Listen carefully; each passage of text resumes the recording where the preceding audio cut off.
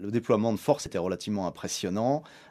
Tous ces gens étaient en armes, évidemment, ils étaient masqués, la plupart du temps. Ils avaient On n'avait pas vraiment l'impression qu'ils avaient envie de discuter le bout de gras avec la population. Donc, la réaction a été extrêmement timide. Il a fallu attendre quelques jours pour qu'on ait des manifestations, soit d'enthousiasme, disons des pro-russes. C'était particulièrement le cas à Sébastopol, qui est plus que pro-russe, qui est russe, parce qu'effectivement, c'est là où se trouve le siège de la flotte de la mer Noire, la flotte de la mer Noire russe, hein, qui a le droit de stationner depuis la fin de l'URSS sur la baie de Sébastopol. Alors à Sébastopol, il y a pas photo, il y a vraiment une majorité de la population qui est pro-russe, qui est tout à fait probablement en phase avec le projet d'annexion, hein, qui est en train de se dérouler par la Russie. Le reste de la population ailleurs, c'est beaucoup moins clair, notamment chez les Tatars, il fallait pas les pousser beaucoup pour leur faire dire qu'ils n'étaient pas loin de prendre les armes et de vouloir éventuellement résister par la force au déploiement de forces russes. Ça ne s'est pas encore passé. Les autorités tatares, le Majlis, le parlement tatar, donnent des consignes de calme, surtout de ne pas prendre les armes, même de ne pas manifester. Mais on sent bien que quelque part ça les démange. Il n'est pas impossible qu'une certaine résistance armée s'organise en groupe d'autodéfense ou ce genre de choses, notamment chez les Tatars. Ça a été préparé par une propagande comme on n'avait pas vu depuis très longtemps.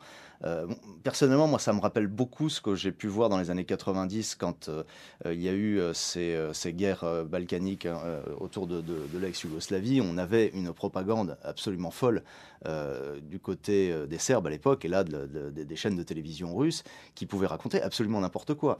Bon, comme quoi, ce sont des fascistes qui avaient pris le pouvoir à Maïdan, donc à Kiev, financés par l'Occident, comme il se doit. À ce titre, c'est d'ailleurs assez intéressant, j'ai retrouvé complètement par hasard un article de la Pravda datant de 1957 qui justifiait le coup de Budapest, c'est-à-dire l'intervention des chars soviétiques à Budapest en 56, un an plus tôt. C'était exactement les mêmes arguments.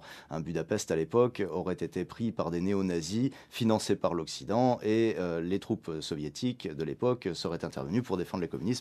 C'est exactement les mêmes phrases. Les troupes russes, ou disons les volontaires russes, parce que selon le Kremlin, il ne s'agit pas de troupes ni de soldats russes, sont là uniquement pour défendre les Russes qui sont attaqués. Alors on voit de temps en temps sur les télévisions russes toujours la même femme, alors une fois elle est à Donetsk, une fois elle est à Kharkiv, etc. Elle a des noms qui diffèrent d'une interview à l'autre, elle est toujours en train de pleurer parce que son frère a été attaqué, son mari a été je ne sais pas quoi.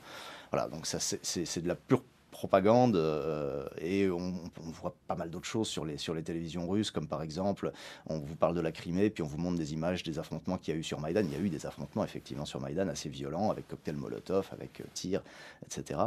Donc confusion des images, bon, c'est assez grossier, mais ça marche très bien. Il y a des résistances, c'est-à-dire que même en Crimée, moi je m'attendais pas à rencontrer spontanément autant de Russes qui me disent mais qu'est-ce que c'est que cette histoire-là. Il s'agit évidemment d'une occupation militaire. La Russie est en train de prendre la Crimée. Moi je suis russe, mais j'ai absolument pas envie de passer sous le giron de Poutine. C'est pas la Russie, c'est Poutineland, me disait une jeune femme. Ils sont là, ces Russes qui se disent ukrainiens à partir du moment où ils sont envahis. Même certains faisaient également le pied de grue devant les bases ukrainiennes qui étaient assiégées, essayaient disons, de se mettre entre les soldats russes et les soldats ukrainiens. Et c'était les Russes qui étaient là. Donc ça marche, mais jusqu'à un certain point seulement. Mais il faut dire que euh, j'imagine que quand on est déjà prêt à s'imaginer faisant partie de la Russie, ce type de propagande, en fait, coule de source d'une certaine manière, et puis on l'embrasse sans trop de problèmes, sans trop de se poser de questions. Donc ça fonctionne, effectivement.